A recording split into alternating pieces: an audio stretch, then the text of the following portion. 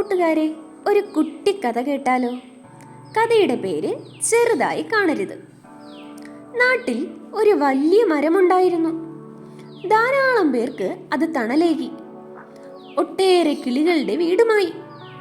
അതിന്റെ ചുവട്ടിൽ ഒരു പുൽച്ചെടിയും ഉണ്ടായിരുന്നു.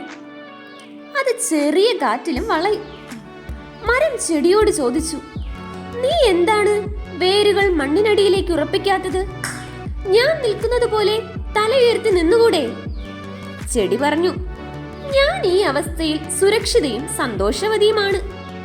ഇത്രയും ദുർബലമായ നിനക്ക് എന്ത് സുരക്ഷിതത്വമാണുള്ളതെന്ന് മരം പരിഹസിച്ചു.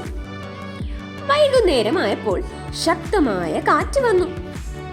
മരമാകട്ടെ പിഴുതെറിയപ്പെട്ടു. ചെടി ചരിഞ്ഞു കൊടുക്കുകയും കാറ്റ് പോയപ്പോൾ നിവർന്നു നിൽക്കുകയും ചെയ്തു.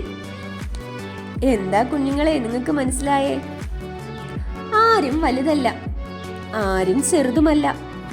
തൊട്ടടുത്തുള്ളതിനോട് താരതമ്യപ്പെടുത്തി ആകാരവും സാമർഥ്യവും അളക്കുന്നതാണ് പ്രശ്നം. പ്രകൃതിദത്തമായവയും മാറ്റാൻ കഴിയാത്തവയും സ്വതവേ രൂപപ്പെട്ടതാണ്. അത് അവർക്ക് മാത്രം യോജിക്കുന്നതും ഉപകരിക്കുന്നതുമാണ്. പുൽനാമ്പിന് ഒരിക്കലും ശക്തമായ അടിവേരുകളോ വലിയ ശിഖരങ്ങളോ ഉണ്ടാകില്ല. ഇഴജന്തുക്കൾ തലയുയർത്തി നടക്കുകയുമില്ല. ഓരോ പരിസ്ഥിതിക്കും ആവശ്യമായതെല്ലാം അവിടെ ഉണ്ടാകണം. ചെറുതും വലുതും, ചാടുന്നതും ഓടുന്നതും പറക്കുന്നതും ഇഴയുന്നതുമെല്ലാം അവിടെ ഉണ്ടാകും. രണ്ടുപേർ തമ്മിൽ താരതമ്യത്തിന് മുതിർന്നാൽ തമ്മിൽ തല്ലി അവസാനിക്കുകയേ ഉള്ളൂ.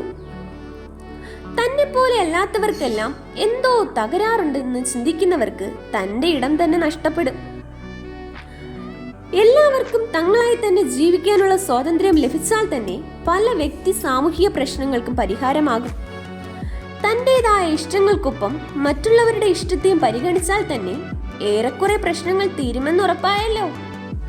അപ്പോ അതിനായി ഒരു പരിശ്രമം നടത്തിയാലോ? അതെ, സ്വന്തം ഇഷ്ടങ്ങൾക്കൊപ്പം മറ്റുള്ളവരുടെ ഇഷ്ടവും പരിഗണിക്കാനുള്ള ആ തീവ്രമായ പരിശ്രമത്തിൽ നമുക്കും പങ്കാളികളായാലോ?